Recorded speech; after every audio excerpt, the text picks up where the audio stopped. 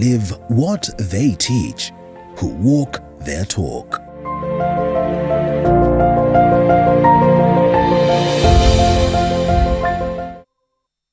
Welcome. This is a beautiful Monday, and I hope such is going to be the case throughout the week. Karibu sana. There's so much happening in the world of news, and I'm here to update you and also have conversations that are of importance to you. It's the state of the nation that we'll be looking at the key stories that are making headlines right here in the country and across the global fraternity. Most importantly, the politics of the day in the country. Of course, the battle for Kiambaa is on, as you know, most of the aspirants are going out there in search of votes, of course, in regards to campaigns being backed by their own political parties. And importantly, we also look at what is happening in the corridors of justice. Well, 34 new judges appointed by President Uhuru Kenyatta took the oath of office on a Friday despite uproar by the legal fraternity on several lobby groups in regards to why President Uhuru Kenyatta decided to, quash the appointment of 6 others. What could have informed this is one of the key things that we'll be discussing this morning. We engage lawyers or legal experts in regards to the same, and we just get to understand how best then these two arms of government are able to work in tandem, complement each other for the benefit of the people. Also later, we'll be discussing what plays out in regards to the BBI, of course, amid all these tough times on the legal battles that are there. And we do not forget to look at the aspect of health and politics. Very crucial that we look at this, that in as much as, we know very well that the Ministry of Health has given us orders to make sure that we abide by the ministry protocols as to taming COVID-19, we still have politicians going around and, making rounds, forgetting the importance of making sure that people are able to stay, in relation to what has been given to them as protocols to be followed. And so even as we look at that, very important that we remind ourselves to take care. The numbers of COVID-19 still on, and definitely, this has projected by the Ministry of Health, is that is not going to end anytime soon, especially at a point where we exhibit laxity on how we are trying to tame the spread of the COVID-19, that is a pandemic of COVID-19 virus. And therefore, we also do not forget to discuss other issues that is pertaining to health. Later on, we expound some more on, understand or engage a specialist on matters family planning. I know this is quite an emotive issue and also an issue that is of importance because most of us, at some point in time, especially at the home setup, have gotten to a point where we've had to discuss matters family planning. And so really important as we engage this expert so that she can take us through how best you get yourself into having, family planning, you engage your partner on the same, and how important, of course, it is for you to get to know the right family planning method to use. So karibu sana, we have all this lined up for you. It is a beautiful Monday, and therefore it is important that you're part and parcel of this conversation. The hashtag Morning Cafe at Linda_Lela TV47KA. Let's be part of this. I'll be sampling some of your comments as we proceed with the show. 22047 is our SMS short code. We also look at what it is that you say on that line. So karibu sana. First things first, we look at the papers and then we'll be delving deep into these crucial conversations. And speaking of the papers, I can see I have the newspapers here already. And yes, I'll be looking at this alongside my guests. And as we also engage you, it is quite unfortunate to notice that there are a couple of news stories that really are so unfortunate to look at, but importantly also very good ones that are worth reading. And therefore, briefly, we look at what has been captured on the front page of the People Daily. We have the People Daily, the Standard newspaper, and the Daily Nation. And there is the Daily People Daily, right there, 7th of June. And eyes on Parliament ahead of ambitious 3.6 trillion budget. That is also one thing that we'll touch on briefly as we await to see what plays out on Thursday.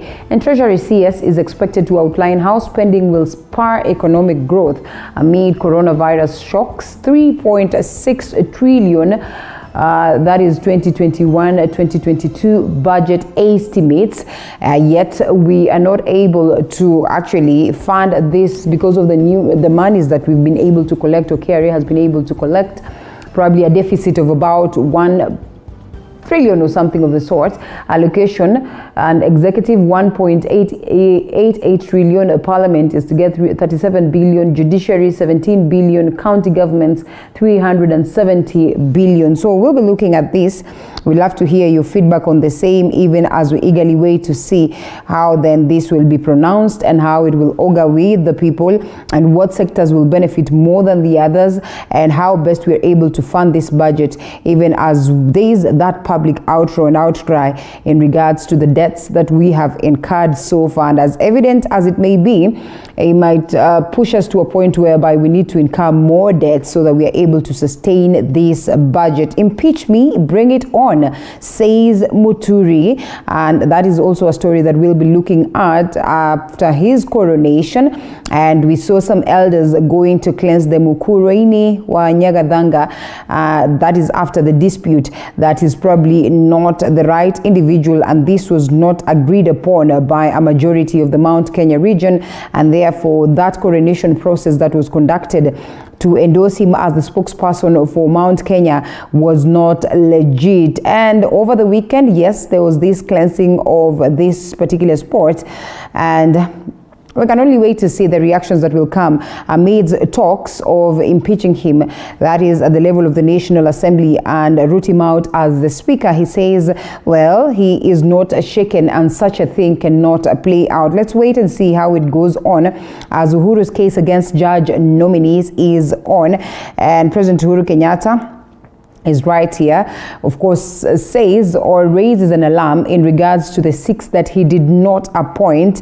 He says that he has a couple of evidences that, are worth incriminating these individuals, and therefore that's the reason why he opted not to get them on to this particular respective benches that they were supposed to be in, something that has been castigated by many. The Akasha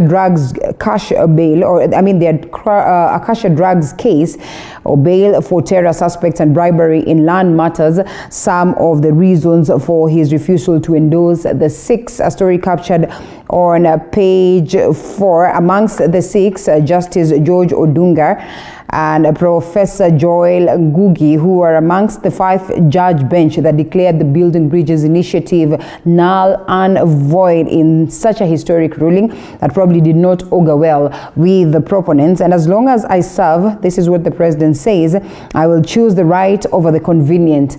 I will choose the hard over the easier choice. I am not doing this for myself, but for the people of Kenya and prosperity. Like I said, we'll be engaging legal experts that will tell us their view on the same. Chief Justice Martha Koome, on the other hand, says, we call upon the president to similarly appoint the remaining 6 judges because the judiciary is still in dire need as the backlog of cases are actually increasing. Well, we'll be looking at that, expounding and trying to read in depth and probably just get to understand this response by Martha Koome and of what impact then it would be. Televangelist TB Joshua dies at 57. Nigerian was one of Africa's most influential preachers, with top politicians among his legion of followers spread worldwide. That is one thing that has been received with lots of sadness from his supporters or followers. A story captured on page 2. May his soul rest in eternal peace. We'll be looking at details of the same, even as mixed reactions cloud the air, or they greet the 57-year-old preacher's sudden death at home. And away from that, Laikipia County put on the spot of a patient deals as referral hospitals, and we'll be looking at this across all sectors or across all counties.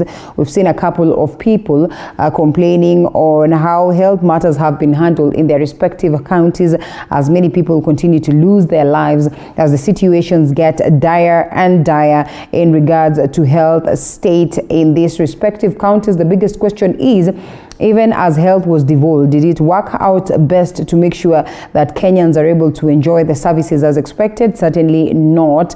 Something that has gotten many, especially those within the health sector, arguing that probably it was not a wise idea to devolve health. And so as we look at all that, please make sure that you keep it right here and also give us your view. Harry and Meghan announced birth of a baby girl, and the Duke and Duchess of Sussex have announced the birth of their second child, a baby girl. Congratulations to them. They named her Lilibet, or Lily Diana Mountbatten Windsor, was born on Friday morning in hospital in Santa Barbara, California. And so we'll be getting details of the same. This even as at some point in time on social media, that is on Twitter, there are reports of the demise of the Queen, which is something that has been quashed so far. No reports in regards to the same.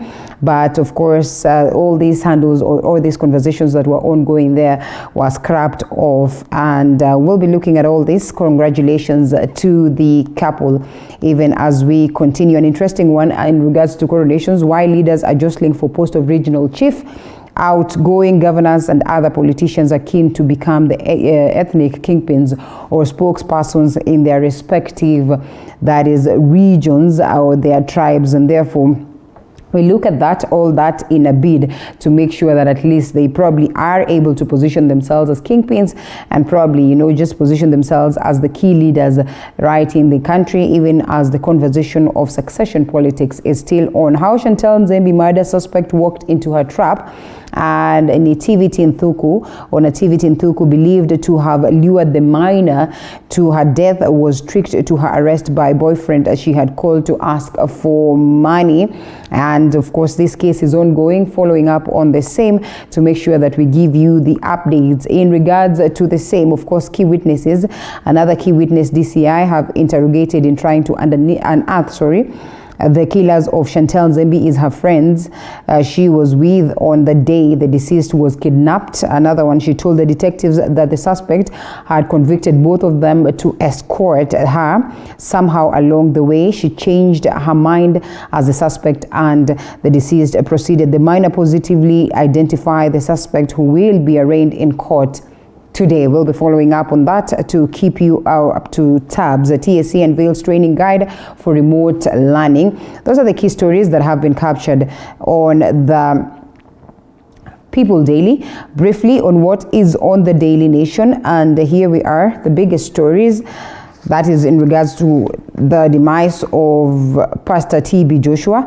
That is one of the key stories captured on page 3 of the Daily Nation. And one, logistics firm faces multiple auction and insolvency courts. Several banks, companies, and individuals are on the neck of multiple hauliers. The transporter sought to borrow about 14.8 billion from two consortia. Story captured on page 12. This in regards to this particular case that is ongoing and also salvaging the state of this entity. And away from that, what story shall we read? New literature Fasihi textbooks. That is in regards to, of course, the curriculum that we have today and what students are supposed to get as they go back for third term. That is after they close this third or second term, so to speak. New set books for schools, teacher colleges unveiled, and pupils whose entries won the tenders were issued with confirmation letters on Friday. And so we'll be looking to see what these new textbooks will be bringing on board, or these set books will be. And so parents will be challenged to get the same. Another story is captured on the front page. Row over scheme to delay 2022 polls. Constitution requires a general election to be held on a second Tuesday of August. That is what we all know. But proponents of the Building Bridges initiative insist that a referendum must be held before the country goes to the elections.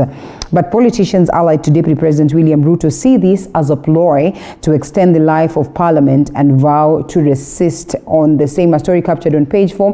We've been mentioning this for the longest of time, even as individuals say that they would not accept for this to sail through. It's a conversation that is on, one that we'd love to extensively look at, and we also see the possibilities that are enshrined in the Constitution on pushing the election date to a later one. So as captured there, we will get to see what plays out. Why Miguna could not come home? The conversation is still on. The battles are still on in court.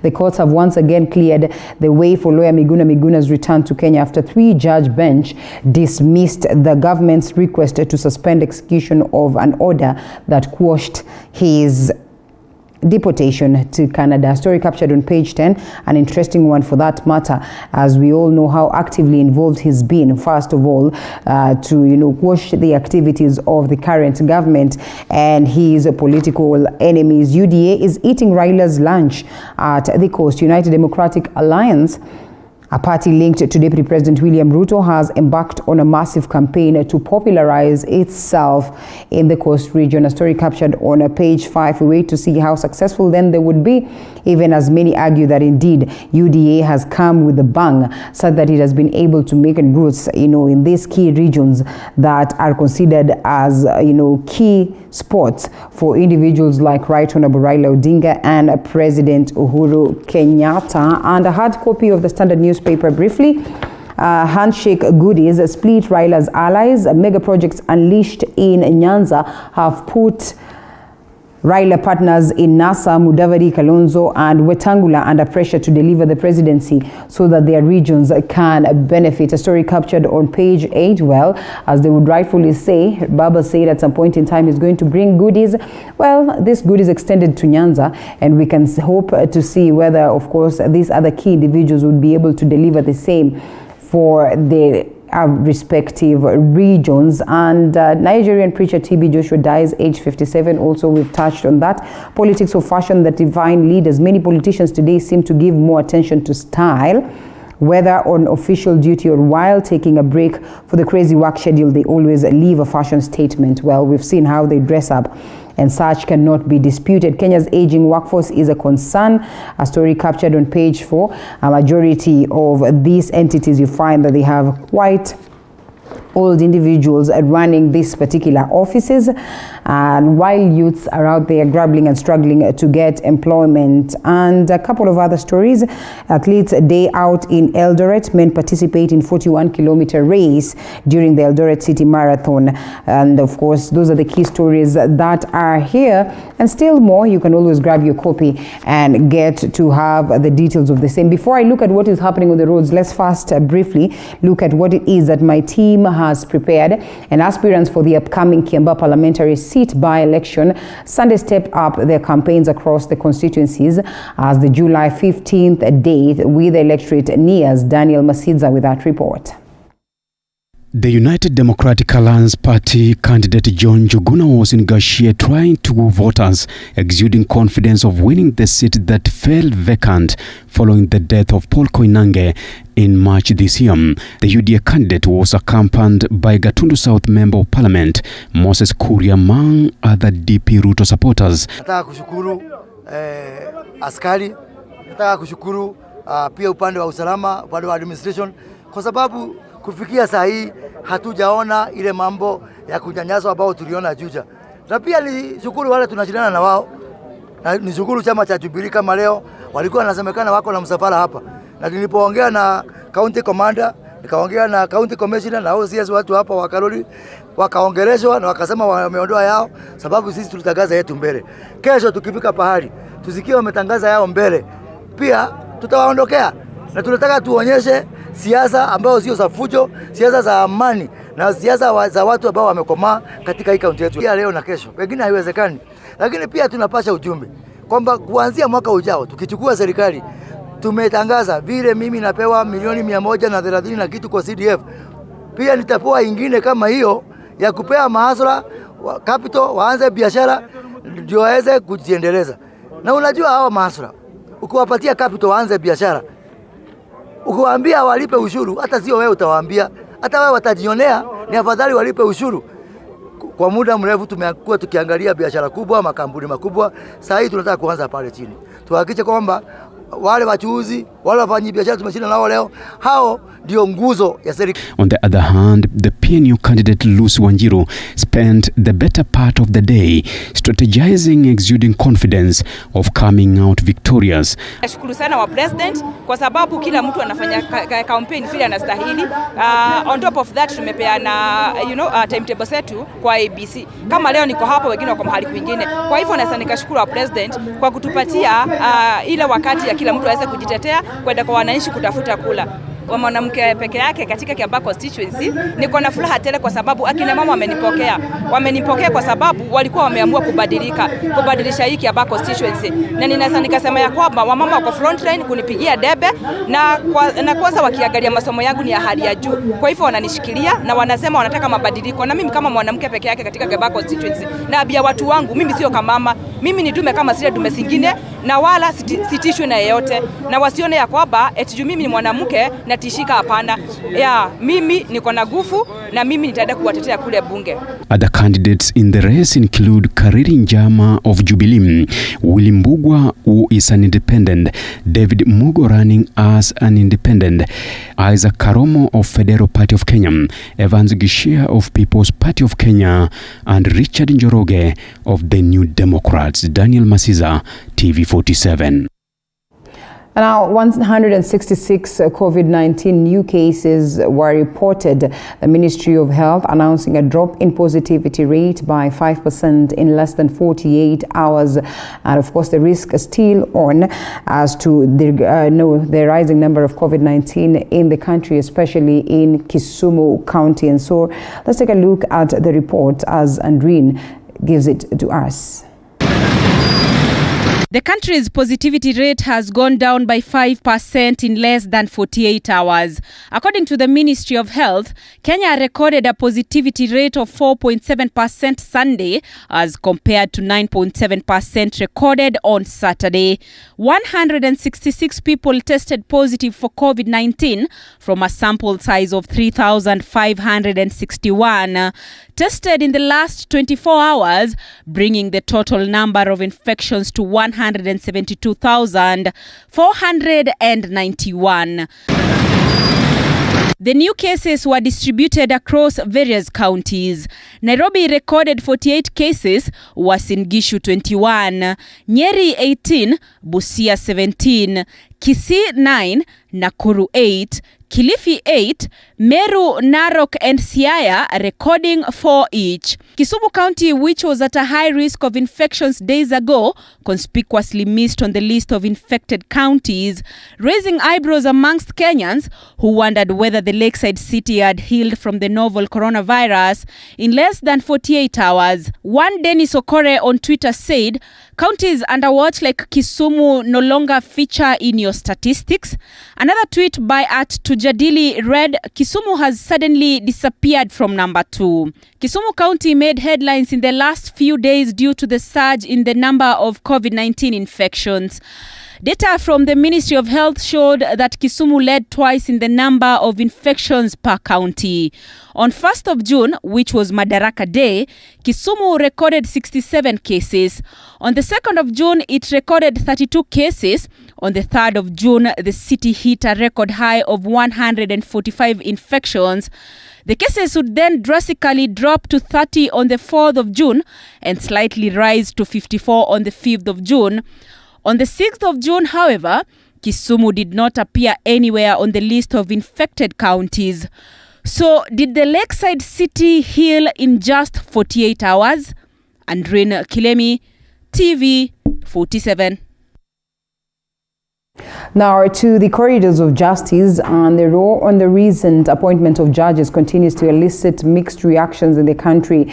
A petitioner now, Dr. Magere Gikenyi, now wants the court to declare the swearing in of the 34 judges who were gazetted null and void and quash the decision to omit 6 judges.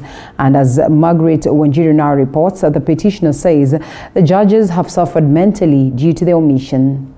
Dr. Magere Gikenyi, who is a medical doctor at the Nakuru hospital, says the move by the president will result in a loss of public trust, anarchy, abuse of office, and discrimination. In his petition, Mr. Magere now wants the 6 judges who were not gazetted to presume their appointment and to start working with their respective mandates. He wants the decision to be declared illegal, null and void, and the decision to be quashed. He says the 6 judges faced post-traumatic stress disorder following the action by the president and wants them compensated.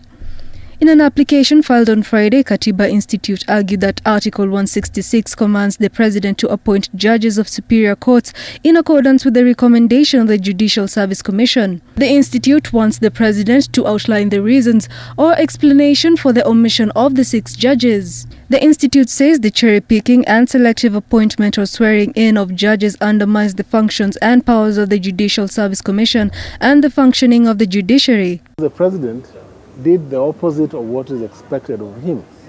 He is not supposed to direct the JSC or the judiciary on who to appoint as judge.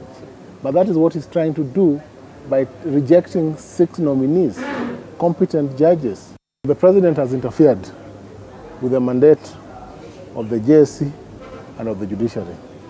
He has interfered with the independence of the institution. He is clearly overreaching and violating the Constitution. Out of the 41 judges forwarded to President Uhuru Kenyatta for appointment, the president rejected the appointment of 6 of them. They include George Odunga and Joel Ngugi, who are part of the 5-judge bench that declared the Constitutional Amendment Bill 2020 unconstitutional, null and void, Aggrey Muchelule and Weldon Korir to the Court of Appeal. He also rejected JSC's recommendation to appoint Judith Omange and Evans Makori as judges in the Lands and Environment Court. You remember, these judges were appointed in 2018. They've waited, 2019, they've waited for 2 years to get to this point. It's been a long wait for them. And I feel for them as well, because you remember, you appointed as judge you appointed 2 years on, you're not sworn in. It's very unfortunate. And I think the judges, they must have been at pain. President has also referred back 4 names to the Judicial Service Commission. The 4 are Weldon Korir, Aggrey Muchelule, Evans Makori and Judith Omange. The president, however, did not disclose the integrity issues raised against the 6 nominees. Ndegwa Njiru, TV 47. Thanks, Margaret, for that. Now, National Assembly Speaker Justin Muturi has dared those planning to impeach him to table the motion if indeed they have met the impeachment threshold. Speaking in Embu, Muturi said some of those threatening to impeach him do not even understand the standing orders. A section of members of parliament have been threatening to impeach him after his coronation as the Gema spokesman. Muturi, however, says he will continue serving as the spokesperson without fear.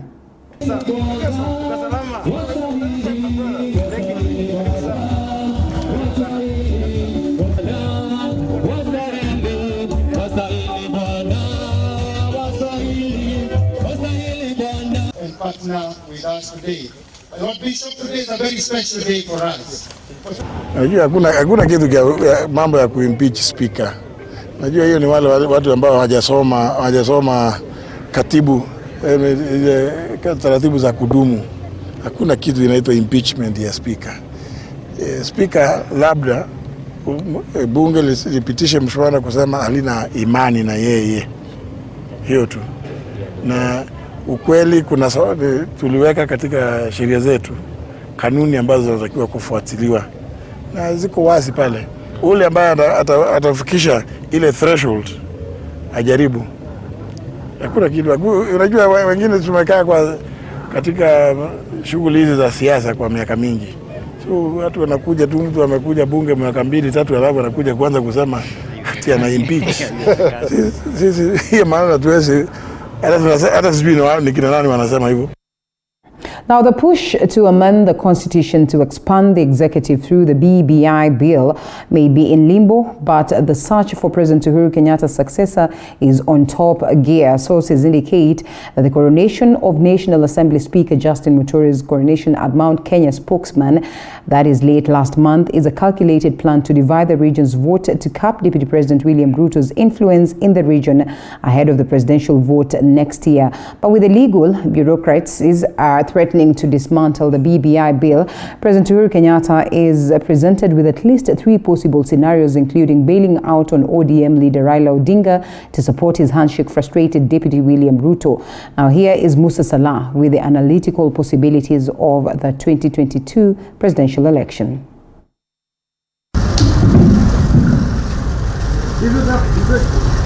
It was a sign of truce between President Uhuru Kenyatta and ODM leader Raila Odinga. But the handshake between the rivals come allies on the stairs of Harambee House in 2018 could be just the political charm Odinga needed to trounce his greatest political opponent, Deputy President William Ruto, whose growing influence in the country seems to arc his rivals. The leading candidates at present are 2 men, Raila Odinga and William Ruto. Odinga enjoys the ear of his newly found political ally, President Kenyatta, who seems to be fighting an internal dilemma on whether to pick Odinga as his successor or not. I have no doubt in my mind the game plan of the handshake is to give Raila the presidency. And the whole Kisumu tour and all those things was some sort of indirect endorsement.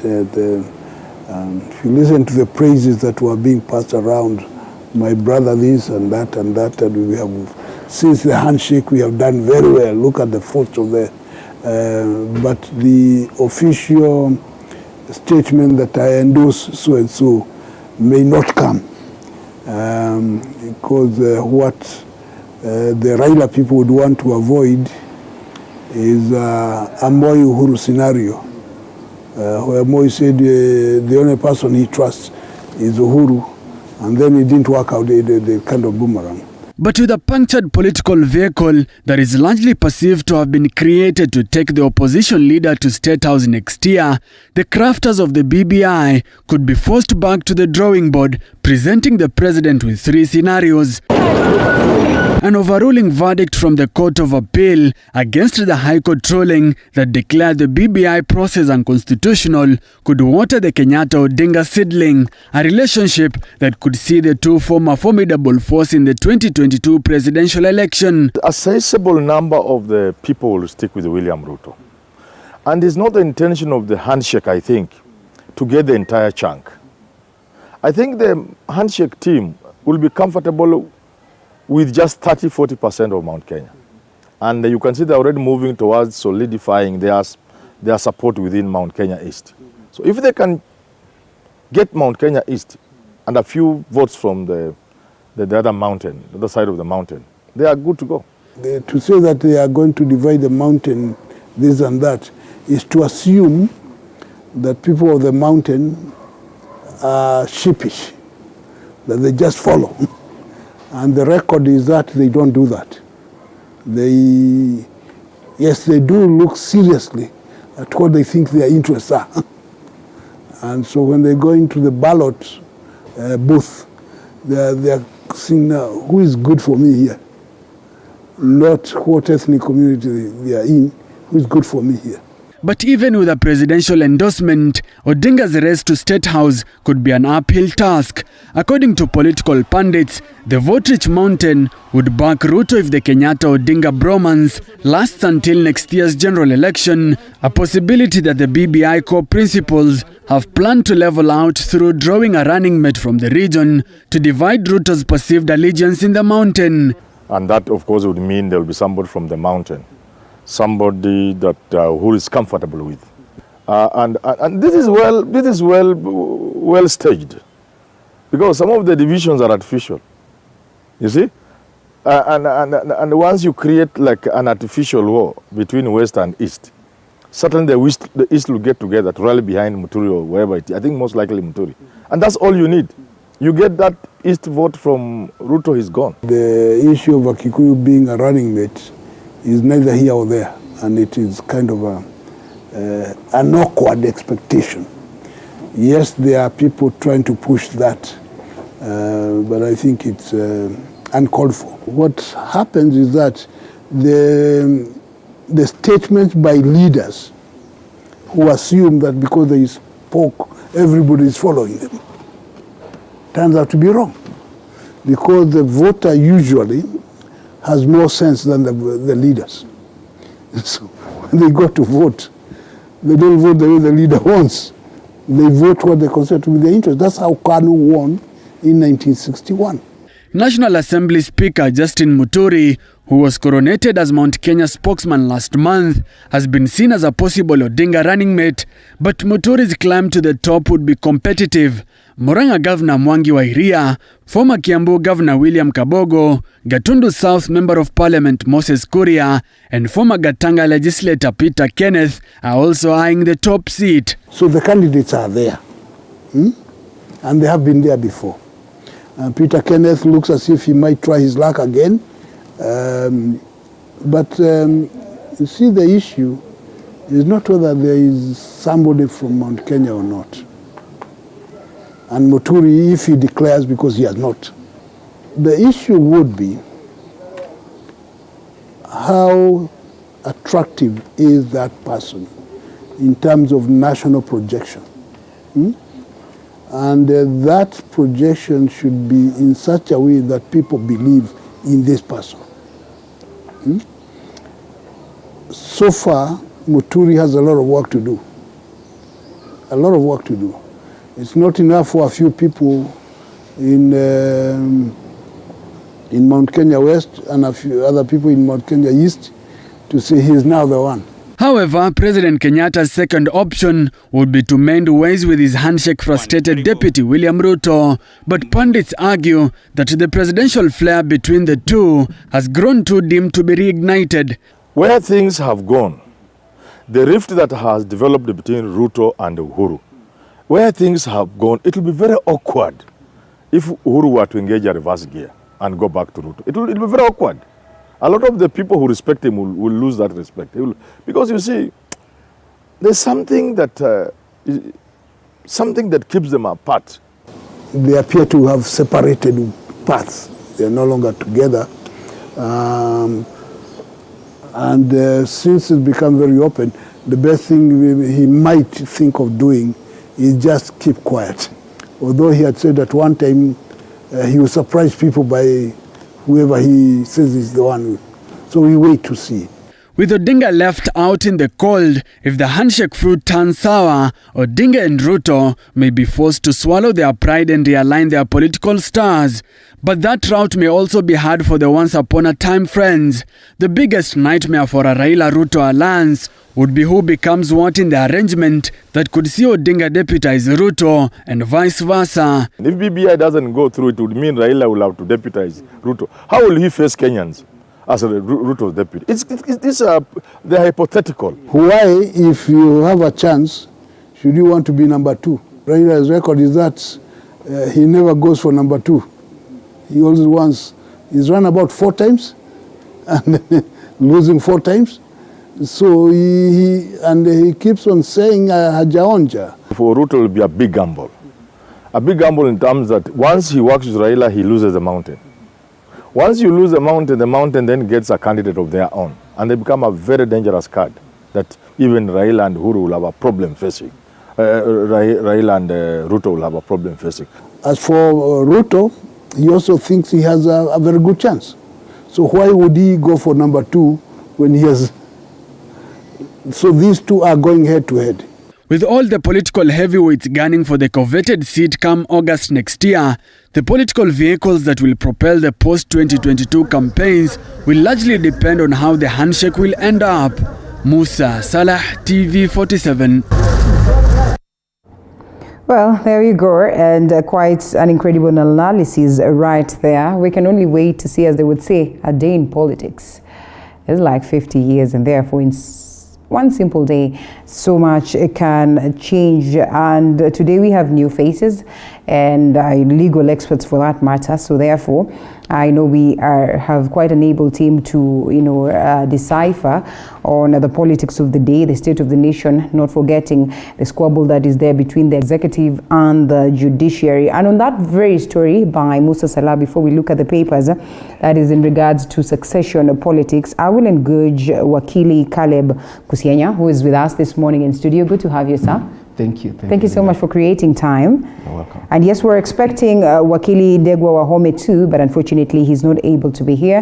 He sends his apologies. We know very well that most of the times we'll have him, so by the time he's sending these apologies, because yes, indeed, he's not able to make it. And we'll also be hosting a constitutional lawyer, Ndegwa Njiru. Once we are able to get a hold of him, who'll be joining us virtually, then we'll definitely do that. The succession politics in the country seems to be shaping technically every conversation that is here today. If you were to be asked, or maybe if someone were to be asked, they'll definitely say that that's what is causing, jitters between the executive and the judiciary, because, well, it's always about what the end game would be at the level of the elections. We've heard a story that has been captured here on one of the papers that speaks of a scenario where individuals are also trying to craft ways of, extending the date to a later date, that is the election date to a later date, something that, some politicians say they would not, and they have vowed they would not allow the same to happen. But in the event that it gets to that point, I mean, while it will be a legal battle, it is something that will get us to a point where we have to postpone our elections. So, succession 2022, why is it that so many people, seem to be so interested in the same? You see, leader, there's a lot at stake when it comes to the 2022 politics, and looking especially from the central region, knowing that the president is leaving and there's an ideal candidate to take over from that. Even before you continue, the president himself is at the center of this. Of what interest? He is, but of course he wants to make sure, and he has said this even previously, that he wants to play part in the next president or the next leader of the country. And he mentioned it to the effect that he will not leave the country to someone who he cannot trust. And then at the same time, you can also see parts of the president's region are also trying to form their own outfit and jostle for that power. Also now, in these other regions, everyone also feels like it's their chance to have their seat at the table. And so it's going to affect a lot of spheres across the government and in the public generally. You can see it even playing out in the judiciary, playing out in terms of interfering with the separation of powers, So definitely there's a lot we should expect going forward, and it's going to be a very interesting times. Yes. Well, that is a big story. Row over scheme to delay 2022 polls. A story captured on the front page of the Daily Nation. I'm sorry, I should have given you this. So good. There you go. So that is one story that has been captured. Proponents of the Building Bridges initiative insist that a referendum must be held before the country goes to the elections, but politicians allied to Deputy President William Ruto see this as a ploy to extend the life of Parliament and vow to resist the same. A story captured on page 4. What do you make of these utterances? I mean, it's not even about these individuals allied to Deputy President William Ruto, but talks have been there in regards to the conversation of 2022. Remember, even as there's that clamor for a constitutional amendment, the talk is there aspects of timelines that we probably do not allow this. On the other hand, the proponents have vowed that they have to see these changes or these processes to amend the constitution sail through. There have been quarters that have suggested that maybe we combine the two so that we hold the referendum, the same time when we are holding the general elections. Just what are the constitutional possibilities or loopholes or openings for a conversation of delaying the 2022 polls? Going by the provisions of the Constitution, definitely that's highly unlikely when you think about extending the date for the presidential elections. But then again, when you look at the two camps, the camp for the deputy president and then the camp for the president, they're going at each other. Every move one side makes, the other one is countering it negatively. And the effect of that is that the general public is having a problem to separate the issues, the real issues that are going to affect the politics of the country or the future going forward from the personalities. And the politicians are riding on that. So most people will go by whatever the politicians say, and this has a very negative effect going forward. So it's very important that the politicians get to heed to the provisions of the Constitution, because going against the provisions of the Constitution is not only an insult to the rule of law, but also sets a very bad precedent going forward. It means that in the future, any other president will feel like, I can extend my term limit because of one reason or the other. Now, when it comes to the timelines that we have, it's a very delicate balance. Knowing what's going on in the judiciary and within the courts, we're expecting an appeal, of course, coming after the ruling from the High Court. Yes. And we don't know the outcome of that, how it will go, but it will definitely affect a lot of, things that will happen going forward. Yeah. But what I can say is that the Constitution as it is does not allow, and there's no room to allow for extension of the presidential election date. Well, a conversation that is certainly worth having. We'll look at that even as we continue with the broadcast. And still, as we talk matters 2022, handshake goodies split Raila allies. Mega project unleashed in Nyanza have put Raila partners, that is in the NASA coalition, which we want to believe is still in existence, because we've not received official communication that the same has been quashed. Mudavadi, Kalonzo and Wetangula under pressure to deliver the presidency so that their regions can benefit. Does it really have to wait for this, a country where we're talking of devolution, a country that prides in this growth of devolution and the fact that now resources can confidently get to the people? Do we have to wait for, because then this would be looked at as handouts, for our own respective leaders to go out there and bargain on our behalf? Does it really have to get to that point?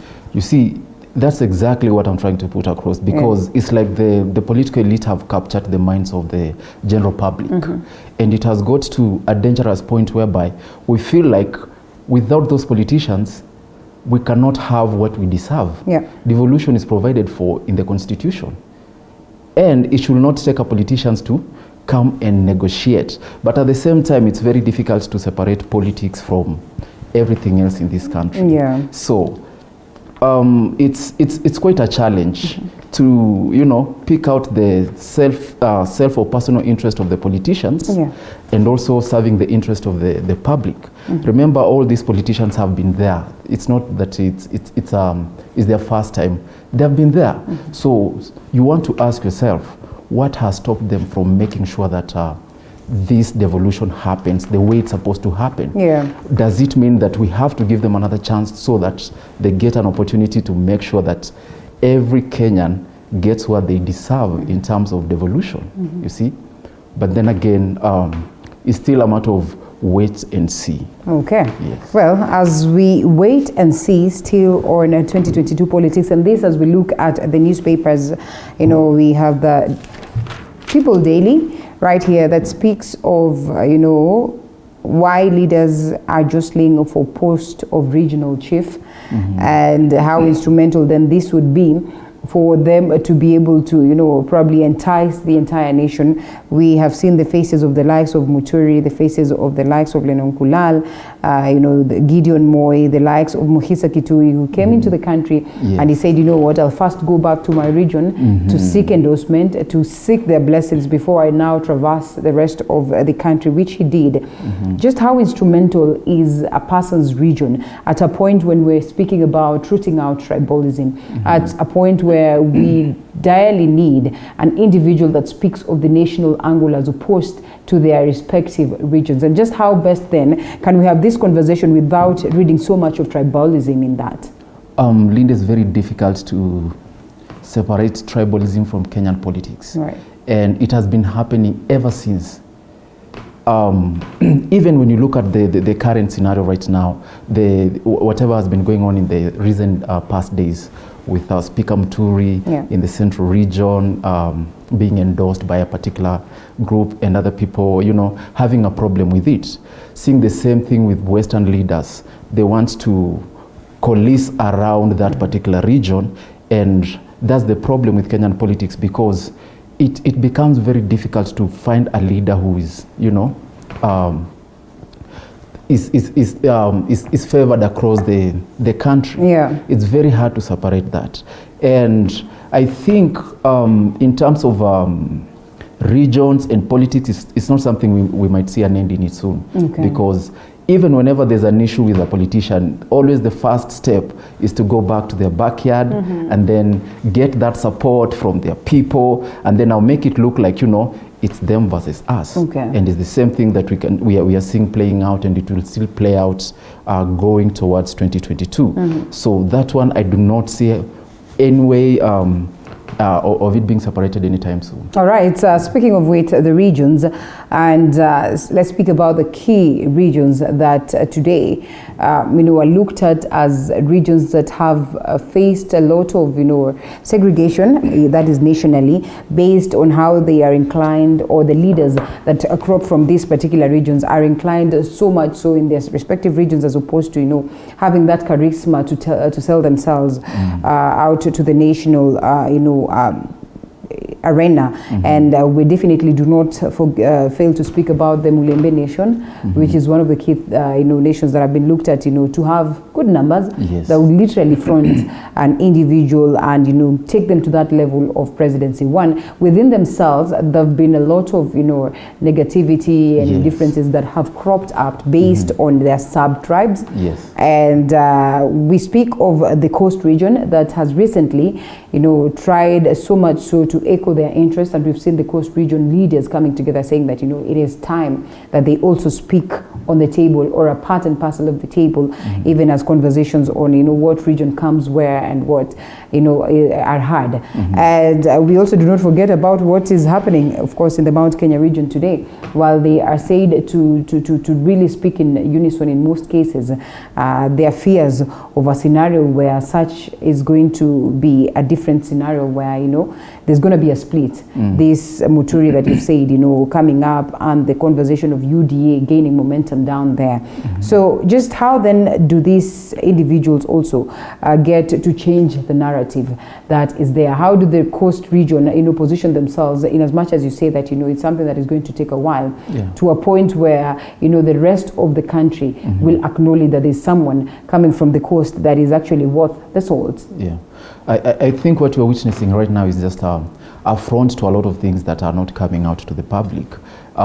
Personally, I think beyond that, behind all this, clamor of trying to push our regions and trying to have a seat at the table, is just politicians being politicians, and 2022 being very unpredictable, considering that you notice that most governors, this is their last term. The president, this is his last term, and everyone is trying to have a shot at it. Everyone wants to have that supremacy, wants to be that person for that region.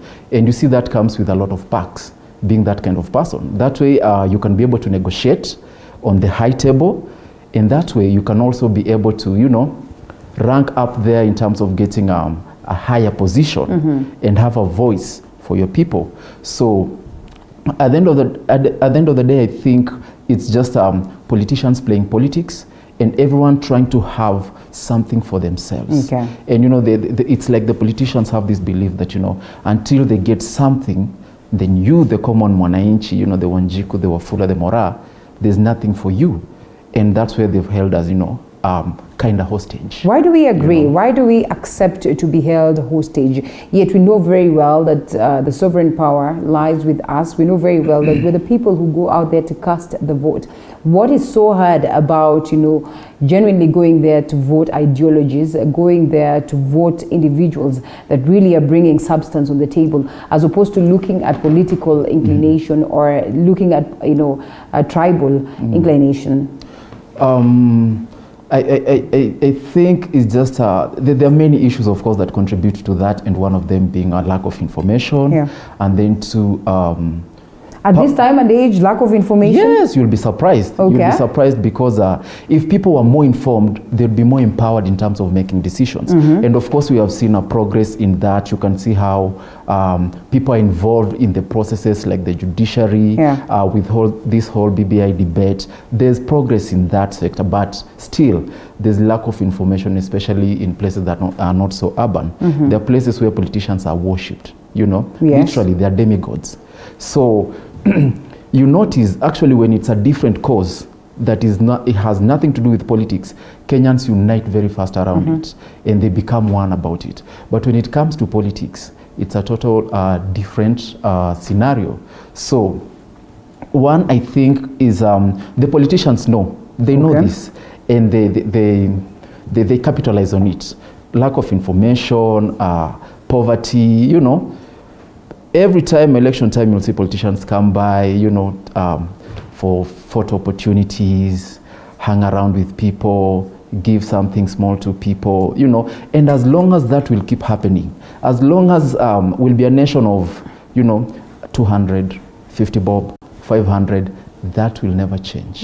You know, we can sit here and discuss it because maybe we know a little bit more than maybe many people. But then again, when it comes down there, someone who's probably is hopeless, they've been jobless for quite a long time, they don't see anything else. When a politician comes after a long time, and you know the lagis of the Kenyan politician, they come, you know, big vehicles, they cause, you know, quite a commotion, and people feel like, wow, our person has arrived.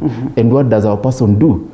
You know, there's always this thing of unatuacha aje, you know, we have not seen you for 3-4 years, unatuacha aje hivi, you know. But aren't they justified, like you say? You look at the state, or I mean, their state of course, existence. It's quite unfortunate. The cost of living is really high. Sometimes when they come to you, these individuals, they'll come to you, they promise all these goodies, but they do not deliver. And therefore, when they come, you capitalize on that. You take advantage of the same to make sure that at least you get something from their pockets, because after all, once they're out of that vicinity, you never get to see them until they come to campaign. And that reminds me of yesterday, the campaigns that we saw in Kiambaa. Yes, and you see, the thing is, what the public needs to know is that, you know, you'd rather have something that will be long-term, not just for you as an individual, even for the next generation to come. And that means electing leaders who, one, have integrity, who have vision, who have something long-term for your benefit, not just for their benefit, because in this day and age, how does 500 benefit you? How long will that last? It cannot even budget for, you know, a breakfast and lunch in most households, you see?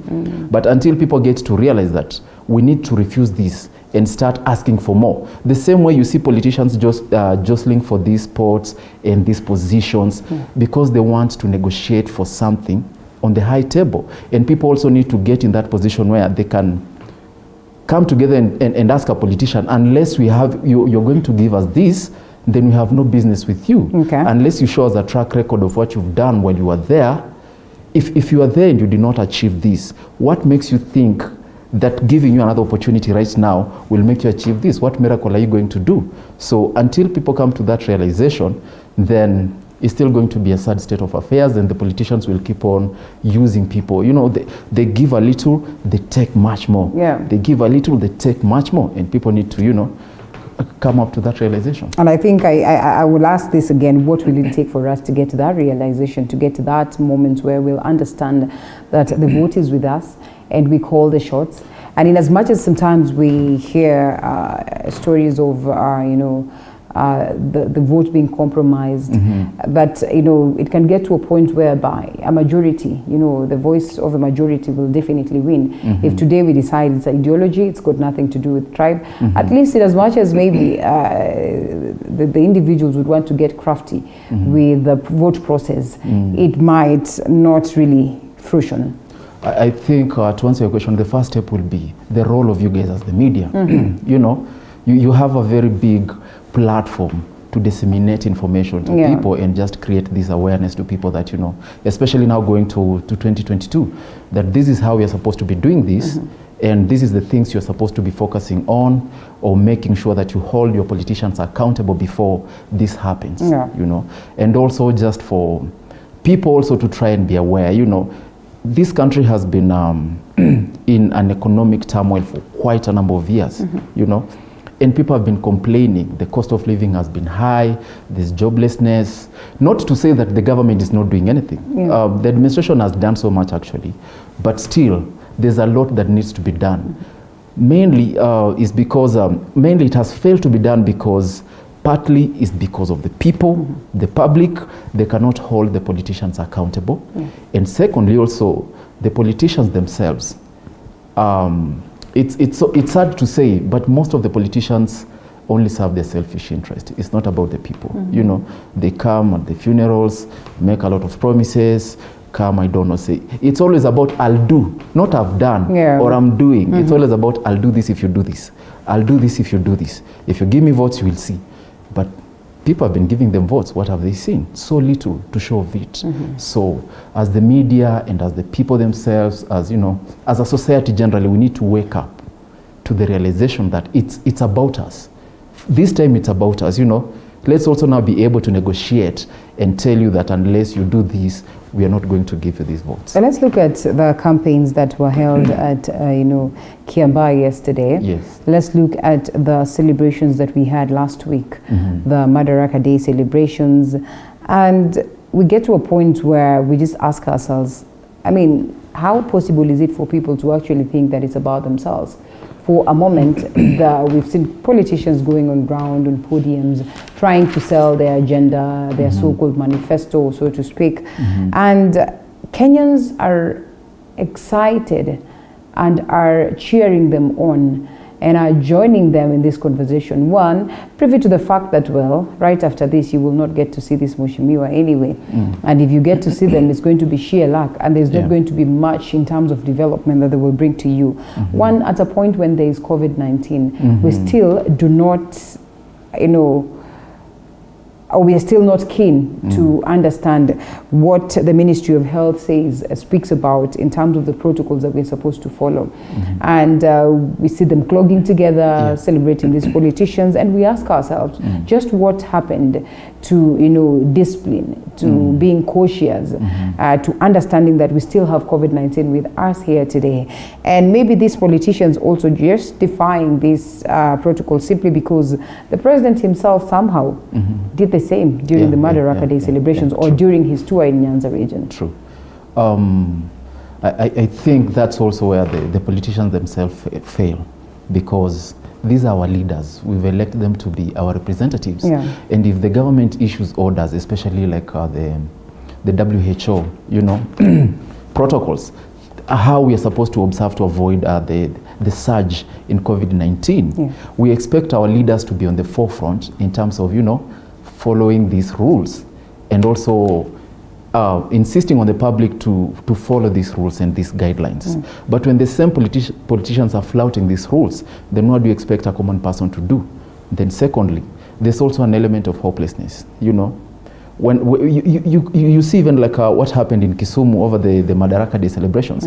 When the president comes, everyone comes out. When the politicians show up, everyone comes out because it's like that's the only thing they've been living for until this time, They just want to see the politician be told something that will make them hopeful, live for something. And the danger with that is they forego all other dangers that are already, staring them in the eyes.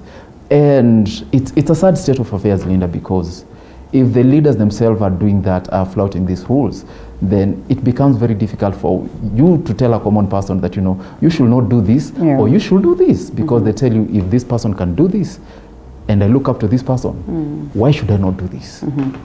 Why should they not? Okay. And as the conversation on, the COVID-19, in regards to Madaraka Day, we've seen individuals also presenting a court case or, a petition to argue that the president himself should actually be questioned on this aspect of, first of all, voting the COVID-19 protocols, the same that he spoke of, the same that he instigated as a law. He's gone against the same. Should we go to that point where we have to remind the leaders that it's okay, we might be out here in the streets supporting you, but we do not support the fact that you are going against the protocols, the fact that you're coming to us at a point where, it's an order from the presidency that we should not be holding political gatherings or gatherings at large, at this point of COVID-19. Yeah, that's true. I think it's getting to a point where we also need now to hold our leaders accountable to that, because when they come and then there's a surge in the infections, and COVID-19 is no joke, as you can tell by now, when you lose a family member or a close person, it's done, it's final. You will not go to a politician and tell them, look, you came here and because of the gathering you held here, it resulted into this. Yeah. People need to understand that it's when it comes to politicians, most times it's about them, because politicians have demonstrated over and again that they only come when there's something in it for them. Yeah. Not for you as a common Kenyan. Most times it's for if there's something in it for them. So if people don't get to understand that, then people will continue suffering. The politicians will not suffer much, but the common person will continue suffering. And it's unfortunate that even the president, it's not that the president doesn't know he's not, or he's not privy to, COVID-19 issues. He is, but being that he also participates in these political gatherings, it doesn't paint a very good picture, of our leaders. Okay. Yeah. All right. UDA is eating Raila's lunch at the coast. That is a story captured on the front page and extended on page 5 of the Daily Nation. United Democratic Alliance, as linked to Deputy President William Ruto, has embarked on a massive campaign to popularize itself in the coast region. Not just the coast region, we've seen how much they're doing in the central region and how much they're doing in respective other regions. Just how much possibility is there for the UDA itself to actually gain ground, good enough to guarantee them something come 2022? I think by now it's clear that the marriage between the deputy and his boss has gone south. In fact, there was something I was looking at that speaks of the fact that Jubilee has already been buried. Like pretty much done yes. and dusted. Yes, pretty much yes. And I think the deputy president is he wants to be a first in terms of just from the deputy president. Next seat is the president, and he's coming with all guns blazing. He's not sparing anything, and given a chance, he will amass those votes. He's not a joke. He's not a politician to underrate. And clearly, even you remember the by-election, was it in Msambweni? Right. Well, there was an independent candidate, but still, he played part in it. Yes. And that was just a statement to show the other players, that I'm here. And I've not come to play. Yeah. All right. Okay, and therefore he stands a chance. He does. In Mount Kenya? He has tried. He really has tried, but he has tried. You have to give it to him. Yes. But then again, we have a sitting president coming from that side, so definitely it's a tricky affair. It is a tricky affair. And well, that also in regards to 2022, as we wait to see who's going to be the Mount Kenya kingpin. I mean, the coming in of UDA are being looked at as one of the key things that is going to split the votes in Mount Kenya. But we can only wait to see then what plays out as to the same. There's also a story that has been captured on the front page in regards to Miguna. This one is a force to reckon. Or what do you say? This one is quite interesting. Yes. He could come, but when you look at the past events regarding Miguna from the disobedience of court orders and all that was happening, I cannot say, with authority that he will come or not. There's a lot at play for Miguna to come, because we both know Miguna, he's very vocal and he feels it, he says it. Yes. So it will be very tricky unless we can say that Miguna has changed and he knows when to speak and not to speak, and what to say and what not to say, and when to say and when not to say, especially given that we are going into 2022 politics. So it's a trick one, but it will be a good thing, It will be a good thing because he deserves to be in this country. He's a Kenyan, legally. So definitely he deserves to be back home. Okay. Yeah. All right. Well, all the best as we wait to see whether indeed this time around, the courts will be at least obeyed to have Miguna come back into the country. You know Pastor TB Joshua? Yeah, I do. May his soul rest in eternal peace. Yeah, may his soul rest in eternal peace. It's very unfortunate, but then again, it's how life is. Yeah. Eventually, it's the path for each and every one of us. That's so true. We just appreciate for the time that God gave him with us, and he served his purpose. And I think that's what everyone else should do. Go for your calling, do what you're supposed to do, and when the time comes, his ministry surrounded with lots of controversy. At least I'm sure you're privy to that, and with conversations of just how genuine he was and all that. Criticism will not fail to crop up at this point when we've lost him. Yeah, but you see, Linda, religion generally, it's always shrouded in mystery. Whichever religion you look at, whichever ministry you look at, even here in Kenya, you know, there are spiritual leaders or religious leaders who are shrouded in mystery, and there's a lot of question marks about them. But then again, who are we to question or to judge? You know, we leave it to God, and you know, everyone has a right to serve whoever they want to serve. And you know, we can't fault them. If the followers are not complaining, then who are we to complain? He had a very huge following, and they are grieving right now. So we just, you know, grieve with them, and we pray that he gets to rest in peace, and when the time comes, he'll face the judgment by, you know, yeah, God that's true. himself. That is not for us to That's actually not for us, yeah. on their own. And Wakili, we have constitutional lawyer also joining us this morning, Ndegwa Njiru. Yes. I'm sorry I kept you alone for quite a quite a while, but then again he's here with us, joining us virtually. Wakili, good morning. Yeah. Good morning, Linda. Good morning, Council. Karibu sana. Thank you so much for finding time to be with us this morning. Thank you. They call you the lawyer who thrives on matters impeachment. What do you say about that? Well, I take that title with a lot of humility and humbleness, because it's not my making, it's the clients who gave me the opportunity. I believe any other lawyer, including Caleb, given the opportunity, will still do the same, because we are all trained and we are all made of the same stuff. So it's God's grace that we have been able to be where we are. Well, that's good. Let's talk of the latest briefly, in as much as it's not on the papers or nowhere making news. Somehow it is. Wajir County. What do you make of the situation there? We are in this situation because partly the court has refused to do what they're supposed to do. Which is? The new Chief Justice had an obligation before her to appoint a bench. The matter is quite urgent. Until to date, 2 weeks later, after the judge pronounced himself, the Chief Justice has not acted upon those orders. Okay. Yet, it is upon the responsibility of the court, pursuant to the Constitution. You may read Article 10, you may read Article 258, 259. You may also read Article 159, that the courts must contribute to issues of good governance. Yeah. So when the Chief Justice sits on a file like the Wajir file, which is quite urgent, we are wondering, she said that justice has come home when she was being sworn in. Do the people of Wajir deserve the same justice she promised? So we are a bit perplexed that the Chief Justice has been indolent in appointing this bench. She has not given us any explanation.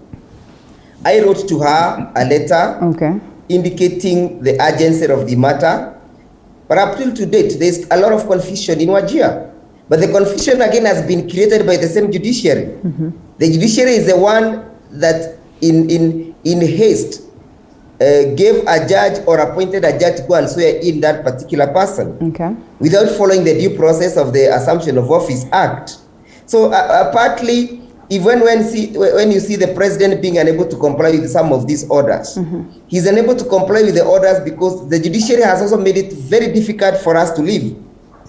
And I am saying this as a lawyer because as a practitioner, I expect the Chief Justice to look at the expediency of each case. I expect the Chief Justice, before appointing, or the Registrar of the High Court, before the Chief Registrar, before designating a judge to go and swear in a person, to look at the Assumption of Office Act. Why didn't that happen? So the judiciary has taken a position that they have become the prefect, and nobody should be, and for them they should not be prefect. Wamekuwa wale wanyapara, na wao hawapaswi kunyaparwa na mtu yeyote. Are you not being too radical? Take their position. Wakili, are you not being too radical, one, on the Chief Justice who just came on board the other day with lots on her table and, you know, events to look into, and, you know, she was in Madaraka, celebrations, and a couple of things that are there. I mean, just how much quick should she move into, you know, addressing some of these issues that are of, you know, urgency, or so to speak, because there are a couple of them that lie on her table? when we swore her in and when we did the interview, she said that she's equal to the task. Wow. So it doesn't come a time when the entry is too much for her. Okay. And then she has to leave some. If the entry is too much for her, she should have told us during the interviews. But for now, she has an obligation on her shoulders. Okay. She has to do what she promised Kenya that she has to do. And even the people of Wajir deserves these services. As she goes for Madaraka Day, she should also remember that people of Wajir are not enjoying the best good governance that they should be able to. So it's her obligation. We cannot have any other kind white stand for her. Okay. It doesn't matter when she came in. She came in with a promise to deliver justice home. So you want to see that justice flowing like a fountain. But you also agree that in these matters, maybe just to loop in Wakili here, that in some of these matters there needs to be a lot of, critical thinking and looking at things that needs to be incorporated, and therefore you don't just wake up and, upon the advice of the attorneys or upon the advice of legal officers, then you proceed to, probably form a bench or probably, deliberate on a matter, and therefore maybe that's the reason why the CJ is taking her time on this one. No, you see, Linda, the judiciary is the custodian of legal authority. And as they say, justice delayed is justice denied. Yes. When the current CJ was, like Wakilia said, was being interviewed, she said she was equal to the task. Okay. And she said she was ready. So there cannot be any excuse why she's not doing what she's supposed to do. Okay. It's supposed to be done. There's no two ways about it. Yes. All right. Okay. Well, Wakili, then, so what would be your word to the people of Wajir, even as there's this stalemate that lingers on Ndegwa? Yes. What would be your word to the people? Yes. Sorry? You had me? Yes, I can hear you, Linda. The situation in Wajir is very clear that we only have one governor, Ambassador Mohamud. Okay. The other one is a governor who has been installed by aspects of clanism in Wajir. All right. You must remember that the northeastern frontier politics is quite different from our politics, in the sense that their politics is much more of a negotiated process. And when it becomes negotiated, there is also that sort of war that ensues during the pendency of a regime. So those are the politics at play in Wajir. They're also at play in other north frontiers counties. And so it's for us to see how our democracy appreciates such kind of emergencies, because those emergencies are quite unique to those individuals. So whatever is happening in Wajir, the Wajir government is being destabilized by the clanism politics. And you see, this clanism politics is not part of what has been appreciated by our democracy. Okay. That is a tailor-made issues to get an equilibrium to the people of Northeastern. But the question is, to what extent shall we allow this negotiated democracy to destabilize a government that is legitimately constituted? How do you term that negotiated democracy, while, these processes were taken up to the level of the Senate, and there were reasons enough to substantiate the impeachment of Governor Mohamud? At some point in time, you start by saying that you are a person that who will not agree with a greedy, selfish individual who wants to amass wealth in the expense of the taxpayer to fruition, or maybe to sail through steel and hold their particular office. In this case, don't you suppose that such was the case for the people of Wajir, and therefore they deserve some level of justice? Linda, when you go to the Senate, you open the Pandora's box and a can of worms. Okay. That Senate is a can of worms. It's a can of worms because they did not follow the threshold. The substantive question, Linda, we must ask, what was so unique about Wajir that was never presented in Kirinyaga County during the impeachment of Governor Waiguru? In the case of Governor Waiguru, we brought 3 doctors testifying to the pathetic situation in health. All right. Evidence was led, but she was acquitted. In the case of Wajir, one MCA who has never even been to a medical school who is just a Form 4 leaver, comes and testifies that an ambulance ran out of fuel, and therefore Governor Mohamud should be impeached. Those were the basis. There was no equality of arms. But what happened? Later, when the senators came to vote, even those people who had not even read the report, like the senator of Kirinyaga, all those senators who were in the Zoom platform, they had not even read the report. Yeah. They voted to impeach Governor Mohamud. So the substantive question is the equality of arms, equal protection of the law. If Governor Mohamud deserves to go, Governor Waiguru should have gone like yesterday. Okay. Why was she spared by the same Senate? So what we are saying is, we do not have quality leadership that is capable of scrutinizing these issues at the Senate. The Senate is a moribund. The Senate is a letdown to the protection of devolution. Okay, well, I think that is one that we'll discuss some other time, because it wasn't part of the discussion, but I mean, we could not go without mentioning the same. Before we came on board, or before you came, we were discussing the succession politics 2022. I'd love to hear your view first on this conversation, that there are likelihoods that a certain lot would probably want to trigger a scenario where we'll have, the elections extended or, postponed to a later date. But before we even discuss about that, let's first of all hear Wakili's view on what you raise in regards to the formation of the judiciary and the fact that there are other crucial cases that have gone, in the presence of the courts, in the hands of the courts. And, the courts are well known to be, of course, individuals that are supposed to deliberate on this based on what has been enshrined in the Constitution. The laws are open, but such has not been the case.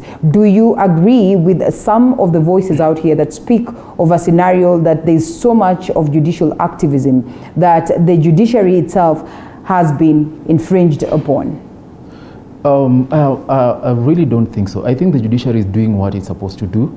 And for the first time, you are seeing the judiciary really trying to separate politics from the law and applying the law as it should be applied. Now, of course, that in a way steps on some toes, and some people don't feel, comfortable with that. But I think we should let the judiciary play its part. Interference or overbearing on the judiciary by any other arm of the government definitely does not leave a good taste in the mouth of Kenyans. Okay. And also it has an effect of winning the faith of the Kenyans in the judiciary as an institution. So we need to allow the judiciary to play its part. It's not perfect, but at least it's doing something. It's on a right path. And also even when you look at the appointment of the 34 judges, this is something that has been long overdue. You know, it's not the way it's supposed to be, but at least it's something in the right direction. So I don't believe that there's a judiciary activism. I think the judiciary is doing what they're supposed to do, but politics is, interfering too much into it, and we should let it just play its part. Probably this could be contradictory to what it is that you say, that, well, if Chief Justice Martha Koome came on board and said that she's equal to the task, and she delays on this, justice delayed is justice denied. We have seen lots of delays. She speaks or she decries of, backlog of cases. Then how can we confidently say that the judiciary is doing what it's supposed to do? You see that backlog of cases, one of the reasons causing that backlog was the delay in appointment of the judges. And that had a big negative impact on the judiciary in terms of delivering the services. But now that they have been appointed, let's give them a chance and see what they can do. Also remember, as much as the current Chief Justice is not, has not, match the expectations of many, given that she has not been long in the office. I think personally I want to give her benefit of doubt and believe that she's going to streamline things and also keep her word in terms of everything she promised and said during the interview with the JSC. Well, easier said than done, as they would say, but we can only hope that such plays out. And speaking of the judiciary, this is one of the key things that we discussed this morning, and of course is the key story now that I have legal minds on board as to the rift that we see, widening by the day between the executive and the judiciary. Whether it's a rift or not, we can only wait to see as we base our focus on the appointment of the 34 judges and, the 6 that were left out in the cold. We'd love to hear the view of the wakilis on board. But first, I think it's important that we take a short break. And after this particular break, then I'd love to go through some of the comments that you drop. Remember, the hashtag is Morning Cafe at Linda_Lela, TV47KE22047 is our SMS short code. We'll look at that even as we ponder some more. We engage the constitutional lawyer as, of course, this conversation that we speak of a scenario where there are possibilities to scheme, the delay of 2022 general elections. So let's take that quick break and come back with more.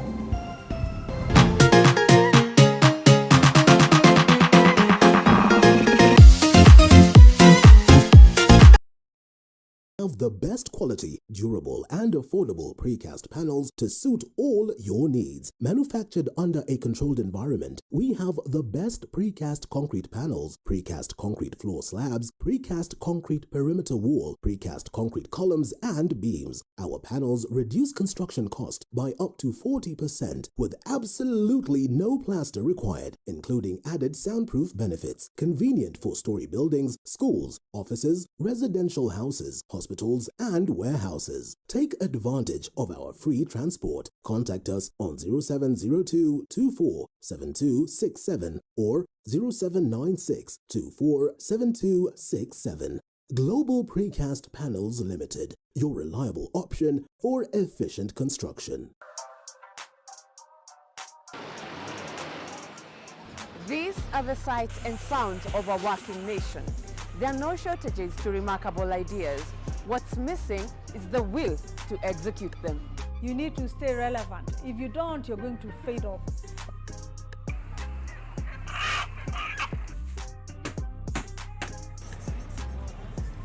Yes, they are a dime in a dozen, but the real meat on these bones comes from trying to realize them. You just need to perfect anything. If it's drawing, if it's music, pursue it 100% because it's something that is giving back. Join me, Violet Njoki, as I tell you the stories of these executed ideas, because yours could be next. Mondays, 7:30 p.m. Hey, now that's hitting the right notes. When life gets boring, we bring out our play. You see, playfulness is in our DNA.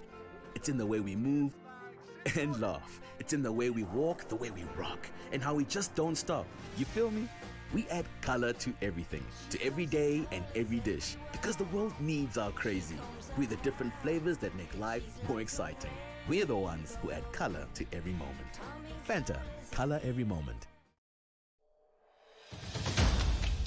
Well, the speaker is neither here nor there. I should have done my outro from here. Yes, no.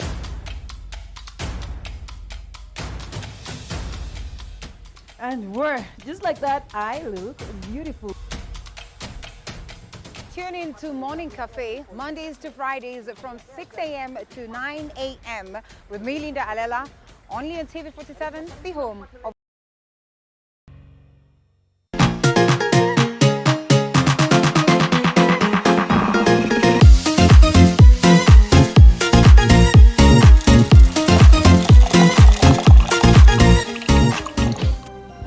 And welcome back to the broadcast. On the last laps, that is in regards to matters politics as we ponder on what plays out. It's the State of the Nation Day, where we look at the stories that are making headlines across. So karibu sana once again, even as we engage Caleb Kusienya, who's a lawyer, and also we have Ndegwa Njiru, who's a constitutional lawyer. And getting into this conversation, or briefly just getting your view before we look at the conversation that has been on as to the appointment of the 34 judges. Wakili Ndegwa, there is this scheme, or so to speak, at least we've had this conversation, and you are a constitutional lawyer, and we speak of a scenario where there are possibilities of altering the dates of the 2022 general election from August, that is Tuesday, the 2nd, to probably a later date. And I mean, we have seen lots of people talking about this, the possibilities of the same, while others say that such would not be allowed to play out. What are the constitutional openings for such a scenario? Thank you, Linda. I would say from the onset that the constitution that we created for ourselves and we give unto ourselves and the future generation is very clear. There are some certain issues we wanted some clear certainty on how they will happen. This, of course, was informed by our previous experiences, not mention the regime of President Moi, when he had the control of the calendar, the parliamentary calendar. He would dissolve parliament as and when he wished. So we said we wanted to have some certainty as to when is the date of the election, so that the president did not have the sole mandate of ambushing people with election dates, especially where he's very much displeased with parliament. So we created a date that was to be on the 2nd Tuesday of every 5th year. Yes. And that date can only be altered by Kenyans themselves, because it is one of the cardinal principles of our constitution that Kenyans can only alter, not individuals. If there emerge circumstances, say war, say severe pandemics or anything, those are only instances whereby the date of the election can be altered. But again, even if it were to be altered, it will be altered through a consultative process. Parliament must approve, that is the National Assembly, and the Senate must approve. So if it comes a situation whereby the Senate and the National Assembly approves, remember, we shall have been deemed to have been the people who have actually approved by the dint that we will have delegated our democracy and our power to make that determination to the parliament. So if there can be compelling situations and compelling reasons that can cause the alteration of the date of the elections, those are the only instances. However, I have no brief of the current regime. I do not think the current regime want to extend its date even by 1 day, because it's a constitutional dictate. And I believe the president, having sworn to protect this constitution, will do all that which is within his mandate and his ability to make sure that the objectives and the aspiration of the Kenyan people to hold an election on every 2nd Tuesday of August will be achieved. So I think this is just mere speculation. This speculation is just supposed to create another discourse away from what we now have, the BBI, because the BBI is a major discourse that we have. So this is a diversionary tactic of individuals who are trying to digress the situation and the issue from where it should be. Okay, well, let's wait and see what happens as to that. Now, let's get to this subject that you just introduced somehow without knowing, the appointment of 34 judges and actually the process of swearing them in. And lobby groups arguing that, well, the president somehow went against the constitution and, infringed in the rights of the 6 that were not appointed. What do you make of the conversation so far? And is there a possibility of the same being reversed? I think this, there's so much room for speculation in the public because much as we allowed, the appointment of the 36, it begs the question, two questions actually. One, why it took too long, 2 years to appoint these judges, knowing very well that the judiciary was strained, in terms of it did not have enough judges. And then secondly, if these judges have had an integrity issue, why did it have to wait that long until this point for this issue to come up? And also, does it speak to the fact that if they're having an integrity problem, remember 4 of them are sitting judges in the High Court. does it mean that it's okay for them to serve in the high courts when they're having integrity issues, but they're not fit enough for the office, for the other office that they had been nominated for? So I want to honestly believe that probably a tribunal might be set up to interrogate their conduct, you know, and maybe something might happen, or the JSC might issue a statement about it, because leaving it open as it is leaves a lot of speculation in the public, and also it does not paint a very good picture of those 6 judges, because it looks like now they have a question mark in some way. Why and the president acknowledges that they have a question mark, and I have read on the couple of things that have been mentioned, including the Akasha brothers cases and all that, and therefore he says he will not overlook the importance of protecting the Constitution, you know, just because it's a game of interest, just because it's a game of convenience. But then you see, that needs to come out. What were their issues? Because as they continue to serve and dispense justice, then what does it say about them? You know, are they really fit for this, or are they not? Is the integrity questionable, or is it not? You know, people need to know that these people have this problem, and the law should, you know, be followed. And it needs to come out clearly, generally. Okay. Wakili, to have delayed the appointment and, you know, the swearing-in processes of these 34 to such a later date, and then officially endorse them again, is something that is questionable. Back then, remember, President Uhuru Kenyatta said that, well, all these 41 individuals had questionable integrity. So what changed? Does it mean that the 34 have lesser questionable integrity cases in comparison to the 6, or just what really plays out? Linda, you've actually put the question that I put to your colleague during a show when that was on Wednesday evening. Okay. We were told that there were individuals with questionable character, and actually there were 18 of them. And so the question I put to the appointing authority was, how did he reduce this 18 to 6? Okay. What criteria was used? What mechanism was used? And then the question is, the president is being put into a very embarrassing situation by the JSC.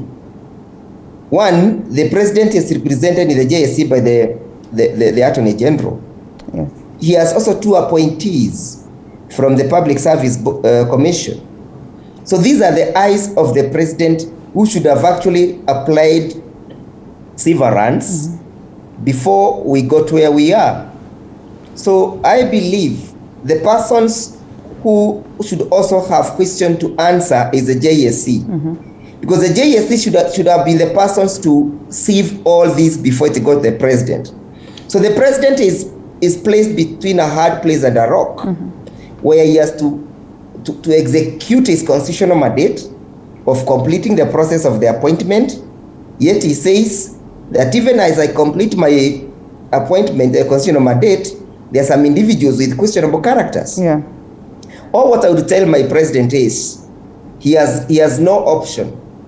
He has to appoint these 6 judges. Is it so? Because that is what the Constitution says.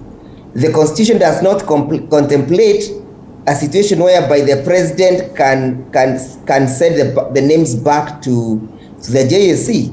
There is no that feedback mechanism. There is no that reverse gear. Wakili, so the president has to complete the process. Yes. Wakili, I would want to believe that this that legal matters are matters that are of interest to the public, or so to speak.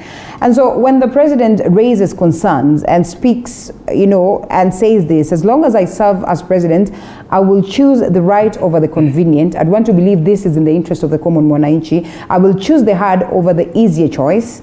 I am not doing this for myself, but for the people of Kenya and prosperity. Within the Constitution, we understand that there's a clause that speaks of, you know, a scenario where there's public interest or an issue that is of public interest, and therefore it should be looked into. Would you not equate this to something that is of public interest? And therefore, if there is questionable integrity and there is, you know, evidence enough to incriminate these individuals, then therefore the president has that, you know, mandate to make sure that at least he sees this sail through.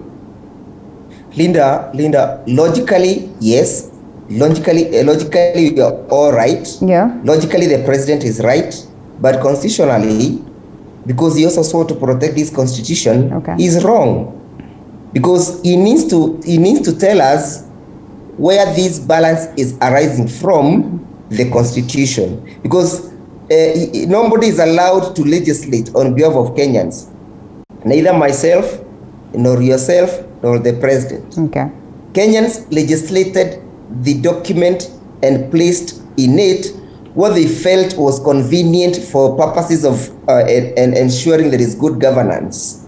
So the president, despite the question of choosing between the convenience and the hard choices, he has one choice to make, that he has to appoint people he feels are not conveniently or properly in the judiciary, and make sure that he commences a further removal process. For example, Linda, when you tell me you cannot appoint Justice Odunga to the Court of Appeal, or Justice Ngogi to the Court of Appeal, or Justice Koril to the Court of Appeal, or Justice Muchelule to the Court of Appeal, yet these individuals are already serving as judges of the High Court. Are they? Is the contamination only coming during the transition to the Court of Appeal, or they are still contaminated even as they serve as judges of the High Court? So there's a fundamental question to be answered there, that the president has to complete the process of the appointment and then commence the further process of their removal, because the law also creates avenues for their removal. Otherwise, if he fails to appoint them as judges of the Court of Appeal, but he allows them to serve as judges of the High Court, the question is, are they not contaminated even as they serve as judges of the High Court? They are. The other thing is, where was the JSC? People, they should also fire at the JSC. Okay. Because the JSC is the one then that has failed us. Because the president never invited for those names. The president was given those names.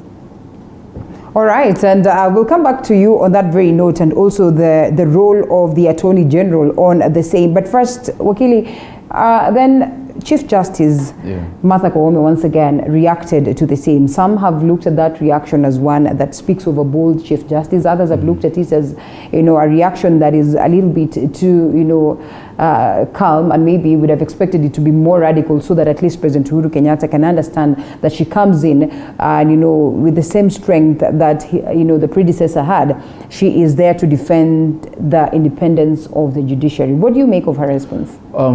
Personally, I think that response was more of a safety net in a way. Okay. I expected it to be more radical because according to the Constitution, there's no two ways about it. Once these names have been submitted to the president, he's supposed to appoint all of them. Okay. There's no cherry picking of saying I'll appoint this and not this one. No. Appoint all of them, and then after that, now you can initiate that process of their removal. So I expected the Chief Justice to really emphasize on that point, because this does not set a very good precedent for the president, for the judiciary, for the Chief Justice, and even for the JSC itself. Being quiet about it and not saying anything about it also does not really paint a very good picture of the leadership and the institutions and all the stakeholders involved. Okay. All right. Wakili, I hope we still have you. And you speak of the JSC to be blamed. What of the Attorney General, Paul Kihara? And I'm told we're not able to get a hold of Wakili, probably to pose the same question to you. Yeah, actually, when it comes to the issue of the Attorney General, there's this question that lingers in my mind. I wonder, as a trained lawyer, did the Attorney General, as the chief legal advisor, mislead the president on this particular issue? Because the president has a feeling, and he has mentioned it not once or twice, that he's a Kenyan, but he's not just an ordinary Kenyan. The president had an option of using a different way about this whole BBI thing, like going the parliamentary way. But for the common person, there's only one way. So the Attorney General all this period, and he's also a member of the JSC. He was privy, if at all there were any integrity issues or that tainted the image of these 6 judges, he must have been privy to it. Yeah. So why did he wait all this long to exactly? So it puts up the president in a not very good situation. And speaking of which, this is not the only scenario that gets people questioning the existence of the Attorney General and his role as the president's chief advisor in regards to matters, law. What do you make of his silence? One would want to be, one would be pushed to a point where, they'd say, well, probably some of these things happen without the knowledge of the Attorney General. But like we rightfully put it, these are legal matters, and therefore he must have been privy to what plays out across all these cases that we speak about, the BBI itself, and what the High Court declared in regards to the same, pinpointing a lot of legal loopholes, or a lot of legal, clauses that were ignored by the proponents of the same. What do you speak of the role of the Attorney General and what then he should do? Has he misadvised the president on several occasions, Wakili? Yes, we have a problem with the Office of the Attorney General for one reason, that the Attorney General has not been very proactive. There is no comparison between Attorney General Kihara and Attorney General Professor Muigai. Professor was up to task. The current Attorney General is a person who sails with the ship to whichever place the waves might take him, or might take his office. He just sits pretty and sails. So much of what we are seeing, the embarrassments coming to the president, much of it is actually contributed by that sitting pretty of the Chief Justice, of the Attorney General. Don't you forget that the Attorney General is not the only representative of government, of the president in the Judicial Service Commission. He has 2 other extra representatives. So he has 3 representatives in the JSC. So the question is, when all this mess was happening, where were they? And I think it's the right time the president pinpoints at them. And he tells them that, you guys, you have put me in this compromising situation. I am in a very bad situation because of your negligence and your inability to do what you have been called up to do. Equally well, the other members of the Judicial Service Commission should not just castigate the president and ask the president to complete his process. They should also own up to the mess. And one of the biggest problems we have with the JSC is that it's a club of peers. There is no actual checking that happens before the JSC. If you take a complaint, be it that of a judge or a magistrate, before the JSC, they go meet there and they meet there as peers. So you end up not even, the situation end up not being addressed.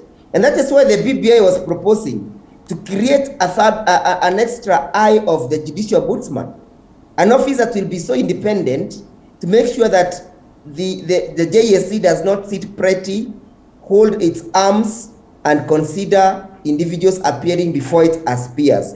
We have a problem that we need to fix. Even as we point fingers at the president, we must also call the JSC to order. We must call the Chief Justice to order so that he can put into place mechanisms that will ensure that there is transparency and accountability in the Judicial Service Commission. For example, one thing, Linda, the Judicial Service Commission does not even give us reports of how many complaints have been filed there, how many of them are complete, how many of them are pending, what are the outcomes.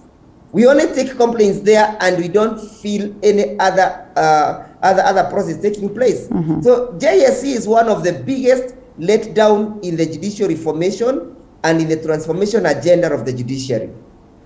Okay, well, interesting views right there. And now, speaking of these individuals, in particular the 2 who are part and parcel of the 5-judge bench that declared the Building Bridges initiative null and void. This is one question that arises. One, it was a historic ruling, and I mean, there are individuals who felt like, President Uhuru Kenyatta probably has gone down on these individuals just because of this particular scenario. But then again, we would love to know and then dig deeper and ask ourselves, did the 2 individuals also who are part and parcel of the 5 convince the others to probably quash the BBI because of the delay of the appointment? Because we know that these appointments have been delayed for quite a while, almost close to 2 years that we're speaking of today. So when we are to have this conversation, and in comparison to the conversation of the BBI and the fact that it's at the level of the Court of Appeal, what would you make of it, Wakili? It's difficult to come up with a particular point of view on this particular issue, because when you look at in terms of these two being part of that 5 who made the ruling, the speculation I was talking about creates such scenarios, because it when you look at the timing, it took 2 years to do this appointment, and then the appointment came after, just almost immediately after the ruling, so it makes you want to ask yourself, was this the president getting back to the judiciary? And also given the fact that this administration has consistently time and again attacked the judiciary and also disregarded court orders. Now when you put all these things together, it looks like the president was getting back to the judiciary. Okay. But I want to believe that that is not the scenario. I want to believe that the problem is with the president's court. The people who should have advised him properly and informed him that this is how things are supposed to happen, or at the very least, given the situation as it is right now, is for the president either to give a more explanation about why the appointment of these the nominated judges did not happen, or the JSC to come out, because it was their mandate. They had the time to interview these people, review them. We had the security agents who had information, if at all there was a problem with these 6, including those 2. That information needs to come out. Otherwise, it continues to paint the president in very bad light. And going forward, it's also going to taint the image of the judiciary going forward. Appearing like, we have people who are not, they do not have integrity to serve or to deliver justice, and it's not a very good president. All right, well, and Wakili Ndegwa, do you read judicial activism in this? And I know this is a question that has been asked, on several occasions. I think I'll ask it to you today, now that you also mentioned a scenario where the judiciary itself is the one that is also delaying on some of these, justice cases or justice that are supposed to be awarded to certain individuals or to certain quarters. Do you feel like there's some level of judicial activism that lingers around? Yes, Linda, that cannot be understated. Okay. There is a lot of judicial activism in the judiciary. For example, this judiciary ordered that there were 10 CSs who are unlawfully appointed because they were not vetted by parliament. So they said that the 10 cabinet secretaries should not continue serving in government. But as they were making that observation, Linda, they did not tell us what we shall do with the actions that have been taken by the cabinet collectively while these 10 individuals were sitting. In law we say that you cannot suffer a wrong without a remedy. So again we say, if a process had been tainted with the process of illegality, then results are also tainted with illegalities.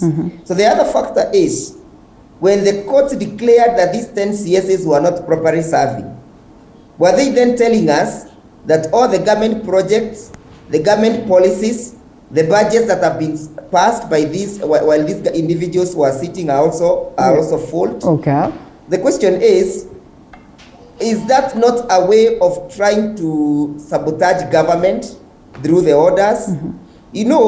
Regimes have been changed through the judiciary has actually in some continents and some democracies being used as a means of regime change. And when the judiciary takes such kind of a proactive approach of trying to correct what is not, what they perceive to be wrong in other people's houses, and they fail to correct what is wrong in their houses, we just can only say that this is nothing but judicial activism. Let me give you the other example, Linda, as a sum up, because I can see time is also going. the judiciary told us that the IBC was not properly constituted, courtesy of the current existing terms of that legislation. Yeah. What becomes of all what the MPs sitting there have legislated? Do we also say that all those laws that are also then unlawful because they have gone through the process that is unlawful? The judiciary must know that it is not a prefect to the legislature or the executive. What the judiciary must do is make sure that they have balances, not just checks. They must check and balance. And that's what the president was calling the burden of choice. Yep. They must not negate the responsibility of balancing as they check. Because Montesquieu law, and that the Montesquieu philosophy says checks and balances. Yeah. Separation of powers while you create formidable checks and balances. But what the judiciary has taken up to itself is check, check, and check without a balance. Wow. And that is why in this mess.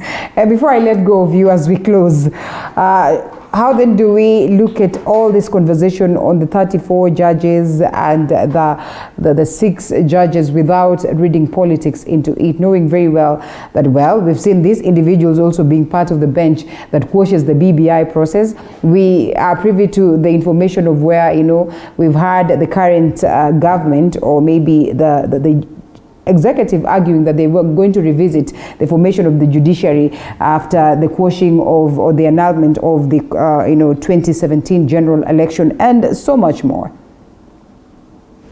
Well, if I may go first, I think the president did not have any intention of revisiting the entire judiciary. Okay. Because it's not the entire judiciary that invalidated his election. If he had intentions of revisiting, he would have revisited the Supreme Court. Okay. Because it's the one that was responsible of invalidating his election. But I think the president is a gentleman. The president is a statesman. I don't read mischief in it. What I read is some serious floats from different institutions that we have created. The judiciary has failed. The institution of the advisory to the president has failed. The institution that deals with the appointment of judges has failed, and that is why the president has an egg on his face now. He's grappling with that situation. What do I do? Do I appoint individuals with questionable characters? The president is in a catch-22 situation. Okay. Courtesy of the negligence of the institutions that have been created to make sure that these things do not occur. Okay. So I am calling them to order. There is no one who is a lord of the other. The judiciary is not the lord of the executive, and the executive is not the lord to the judiciary. There must be checks and balances, and most importantly, balances which the judiciary has failed to uphold. Thank you so much, gentlemen. We leave this stage without talking about the budgets, but we anticipate to see what plays out. But it's evident that it's going to be higher than what we've had across, all the other budgets that we've had before. And the reality is that we're not able to fund the same. We have a deficit of quite a huge amount of money. So even as we close, what will be your parting shots, Wakili Caleb? If I may go faster before my senior, my parting shot would be that judicial independence is the hallmark of any liberal society. Yes. An independent judiciary sets and creates a good environment for the rule of law. And my advice to my good president is to still appoint those 6 judges, and then after that maybe he can initiate now the process of their removal. Yeah. And then also secondly, I think the sitting Chief Justice has a lot of work cut out for her. I'll be looking forward, and I know most Kenyans will be looking forward to see how she forges forward given the current scenarios. But all in all, I believe that all is not lost, especially when it comes to the appointment of the 6. If my memory serves me well, I remember the Justice Wahome, the current Chief Justice, saying during one of the questions in her interviews with the JC, where she was asked about what she will do in case the president fails to appoint, or what will she do to make sure that the president appoints all the yes. And she said that one thing, she's a good negotiator, and secondly, if at all there'll be an issue with any of those judges, then she'll find a way to make sure that it's resolved and they can be appointed. So I'm looking forward to that. All eyes on her. Caleb Kusienya, Wakili, thank you so much for your time. Wakili Ndegwa, constitutional lawyer, unless there's something else that you'd want to say, we can close it at that, or I give you 30 seconds of parting. Only that I've become late to take only that I've delayed taking my young son Ndegwa Njiru Jr. to school. Thank you for the interview. and it's part of our contribution towards serving the nation. He has also contributed towards it. That's true. Thank you so much. I hope you get him to school as quick as possible. Otherwise, on that very note, I say asante sana. Looking forward to host you some other time. And we close it at that as we cross over to a different conversation altogether on matters family planning. That should be after this short break.